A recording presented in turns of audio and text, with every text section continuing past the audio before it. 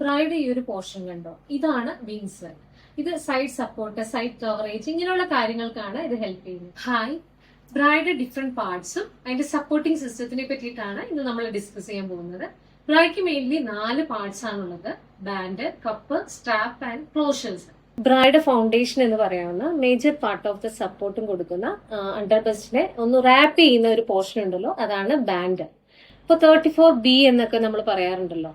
ഈ 34Bയില് 34 എന്ന് പറയുന്നതാണ് ഇവിടുത്തെ ബാൻഡ് സൈസ്. ബ്രസ്റ്റിനെ കറക്റ്റ് ഷേപ്പിൽ ഹോൾഡ് ചെയ്ത് അതിന് കവർ ചെയ്യുന്ന, അത് പല രീതിയിൽ ബ്രൈഡിനെ സ്റ്റൈൽ ചെയ്യുന്ന, അതായത് മോൾഡഡ്, പാഡഡ്, പുഷപ്പ് അങ്ങനെയൊക്കെയുള്ള രീതിയിൽ കവർ ചെയ്യുന്ന ആ ഒരു പോർഷൻ ഉണ്ടല്ലോ, അതിനെയാണ് കപ്പ് എന്ന് പറയുന്നത്.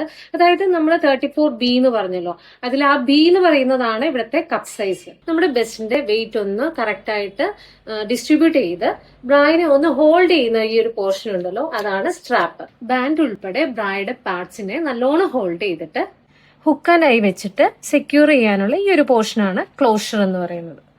അതുപോലെ ഈ കാണുന്ന മറ്റൊരു പാർട്ടാണ് വിങ്സ്. നമ്മുടെ സൈഡ് ബൾജസിനെയൊക്കെ അവോയ്ഡ് ചെയ്ത് സപ്പോർട്ട് ചെയ്യാണ് ഈ ഒരു ഭാഗം ചെയ്യുന്നത്. ഇന്നത്തെ വീഡിയോ എല്ലാവർക്കും യൂസ്ഫുൾ ആയെന്ന് കരുതുന്നു. അപ്പൊ പുതിയ വീഡിയോയുമായിട്ട് വീണ്ടും കാണാം. താങ്ക്